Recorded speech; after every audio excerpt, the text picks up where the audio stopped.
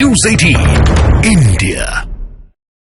इस वक्त की बड़ी खबर दर्शकों को दे दे। बीएसपी में बगावत की खबरों के बीच मायावती ने अपने ही सांसदों पर बड़ा हमला किया है। सोशल मीडिया प्लेटफॉर्म एक्स पर मायावती ने यह लिखा कि अपने स्वार्थ में सांसद इधर उधर भटकते नजर आ रहे हैं और चर्चाओं में हैं। मायावती ने आगे यह भी लिखा कि इससे पार्टी को कोई फर्क नहीं पड़ेगा।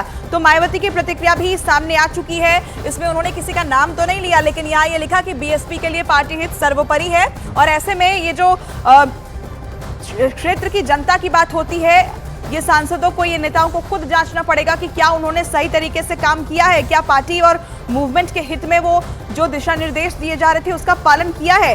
अगर ऐसा नहीं किया है तो फिर वो अपने स्वार्थ में इधर उधर भटकते हुए दिखाई दे रहे हैं। नेगेटिव कारणों की वजह से वो चर्चा में बने हुए हैं और ऐसे में बीएसपी के लिए हमेशा से पार्टी का हित ही सर्वोपरि है।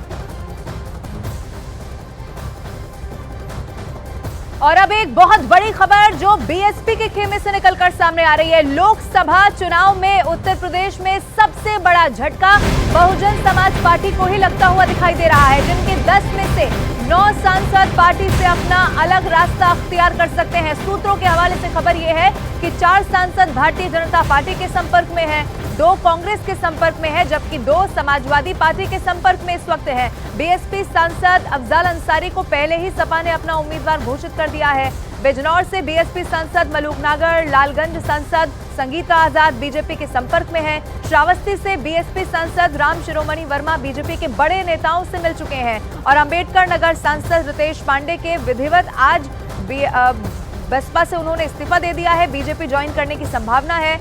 अमरोहा से बीएसपी सांसद दानिश अली को कांग्रेस का साथ मिल सकता है, जबकि सांसद श्याम सिंह यादव राहुल गांधी के साथ न्याय यात्रा में जुड़ रहे हैं। वहीं पार्टी के बाकी के 3 सांसद भी अलग अलग पार्टियों के संपर्क में है। बिखरता हुआ एक तरह से जो इस वक्त आंकड़ा है बसपा के सांसदों का, वो दिखाई दे रहा है। 10 में से 9 सांसद अगर अपनी राहें जुदा कर लेते हैं बसपा से तो ये बहुत बड़ा झटका होगा। ऐसे वक्त में जब प्लान तो बनाया कि अकेले उतरेंगी चुनाव में मायावती, लेकिन अब ये बहुत मुसीबत बन सकता है। और न्यूज़ 18 इंडिया के हमारे सहयोगी अमित पांडे लगातार बने हुए हमारे साथ।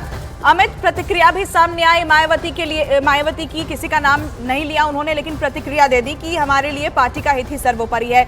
लेकिन 10 में से 9 सांसदों का अलग हो जाना, अलग अलग पार्टी के साथ उनकी बातचीत चल रही है, ये बीएसपी के लिए कितना बड़ा झटका ठीक उस चुनाव से पहले? देखिए, अगर हम बीएसपी की चुनावी यात्रा देखें 3 दशक के दौरान जब भी चुनाव आता है, चाहे सपा के मुकाबले, कांग्रेस के मुकाबले, भाजपा के मुकाबले, सबसे ज़्यादा जो भगदड़ मचती है वह बसपा में ही मचती है। कई बार उनके विधायक छोड़कर जाते हैं, कई बार सांसद छोड़ कर जाते हैं। तो बीएसपी के लिए कोई नई बात नहीं है, लेकिन इस बार 2024 के लोकसभा चुनाव में जो परिस्थिति है बहुत ज़्यादा अलग है। और शायद हम ये कह सकते हैं कि मायावती ने बेशक अपनी ये प्रतिक्रिया तो दी है, लेकिन अभी तक के बसपा के उदय के बाद से उनको अपने सबसे ज़्यादा चुनौतीपूर्ण समय का मायावती को सामना करना पड़ रहा है। ऐसे समय में जब उनका राज्य में पार्टी में मात्र 1 विधायक है, 10 सांसद चुने गए थे, 10 में से 9 सांसद जब अलग हो रहे हैं, खुद अकेले चुनाव में वो उतर रही हैं, उनके पास से जो वोट बैंक है वो खिसकता हुआ दिखाई दे रहा है। तो ऐसे में किस नई रणनीति के तहत वह चुनाव मैदान में उतरेंगी और जो द्विपक्षीय मुकाबला है उत्तर प्रदेश में उसको कैसे ट्रायंगुलर कंटेस्ट बनाएंगी, कैसे त्रिपक्षीय मुकाबला बनाएंगी, इस पर सबकी नजरें रहेंगी। अगर हम कहें, सारांश में कहें कि मायावती की राजनीतिक यात्रा की यह मौजूदा समय सबसे बड़ी चुनौती है। उत्तर प्रदेश चूंकि लोकसभा की सबसे ज्यादा 80 सीटें यहीं पर है। अरुण हमारे साथ मौजूद हैं। अरुण, लेकिन मायावती अब अपने सांसदों पर हमला बोल रही है, क्या थोड़ा सा भी कहीं गुंजाइश थी कि डैमेज कंट्रोल किया जा सकता है और इस ट्वीट से और बात बिगड़ जाएगी, या पहले ही सब कुछ हाथ से निकल चुका था मायावती के?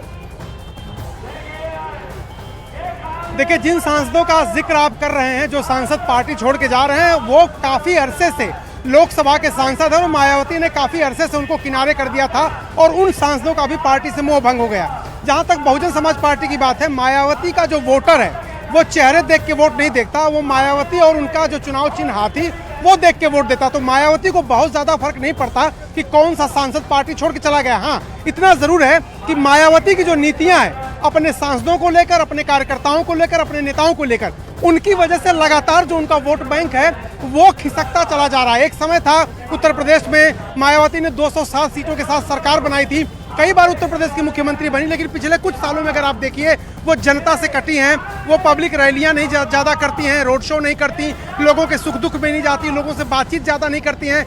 बहुत ज़्यादा से ज़्यादा अपने घर में पार्टी के नेताओं की बैठक बुला लेती हैं, एक तरफा भाषण दे देती हैं और उसके बाद काम खत्म हो जाता है। तो उनकी नीतियों को लेकर मुश्किल जरूर है और उनके सामने अब चुनौती ये है कि बहुजन समाज पार्टी के जो वोटर हैं, खास तौर से जो दलित वोटर हैं, वो कहीं बीजेपी उनको अपने पाले में न ले ले इस बार के चुनाव में, क्योंकि उनकी जो नेता हैं बहुत लड़ते हुए नहीं दिख रही हैं। जो उनकी नेता एक समय जो उनकी छवि थी एक राजनेता की जो कभी हार नहीं मानता है, जनता के मुद्दे उठाता है, जनता के लिए लड़ता है, तो ये बड़ी मुश्किल है। और बीजेपी लगातार कोशिश कर रही है दलित वोट बैंक में सेंधमारी करने की। तो अगले लोकसभा चुनाव में जो कि कुछ ही महीने में होना है, क्या मायावती अपना दलित वोट बैंक सुरक्षित रख पाएंगी, ये बड़ा सवाल है।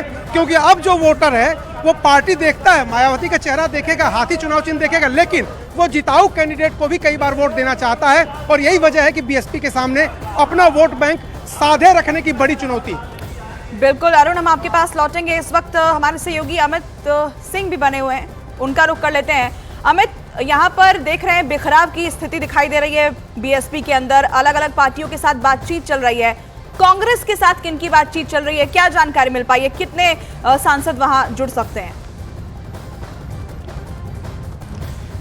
देखिए, समाजवादी पार्टी के साथ दो सांसद और कांग्रेस के साथ 2 सांसद बीजेपी के जो हैं वो लगातार संपर्क में हैं। और अगर हम बात करें तो रितेश पांडे जो आज भारतीय जनता पार्टी को ज्वाइन कर रहे हैं, बीजेपी को ज्वाइन कर रहे हैं, हम अपने दर्शकों को ये 1 महीना पहले ही इस बारे में जानकारी दे दिए थे कि वो बीजेपी आला कमान, बीजेपी के बड़े नेताओं के संपर्क में है। एक तरफ जहाँ बीएसपी लगातार टूट के कगार पे है, तो वहीं जो बीएसपी का जो कोर वोट बैंक है, जिस तरीके से अरुण बता रहे थे कि जो दलित वोट बैंक, जाहिर तौर पर उस दलित वोट बैंक में बीजेपी सेंधमारी की यहाँ पर कोशिश कर रही है। मैं एक तस्वीर आपको दिखा रहा हूँ। देखिए, स्मृति ईरानी का काफिला लगातार अमेठी में गांधी परिवार के गढ़ में आगे बढ़ता हुआ और लगातार ये सुबह से ही जन संवाद कर रही है। दरअसल भारतीय जनता पार्टी वो कोई कोर कसर आगामी लोकसभा चुनाव को लेकर नहीं छोड़ना चाहती है। और इसके मद्देनजर चाहे वो विपक्षी पार्टियों के सांसद हो या फिर वो लोगों से वो डोर टू डोर जाके उनके नेता लगातार मिल रहे हैं। जिस tariqe से स्मृति ईरानी केंद्रीय मंत्री हैं, बिजी शेड्यूल है, लेकिन उसके बावजूद वो अपने क्षेत्र में आकर लगातार डोर टू डोर यहाँ पर मुलाकातें कर रही है। मैं आपको तस्वीरें दिखा रहा हूँ। हम एक गांव से अब दूसरे गांव की तरफ, आगे की तरफ रुख कर रहे हैं स्मृति ईरानी के साथ जाहिर तौर पर। और आज शाम 4 बजे स्मृति ईरानी रायबरेली में होंगी, मुख्यमंत्री योगी आदित्यनाथ रायबरेली में होंगे और प्रधानमंत्री नरेंद्र मोदी वर्चुअली जुड़ेंगे। और वो भी इसलिए क्योंकि अमेठी रायबरेली में एम्स का उद्घाटन है। तो तस्वीरें हम लगातार आपको दिखा रहे हैं यहाँ पर। जी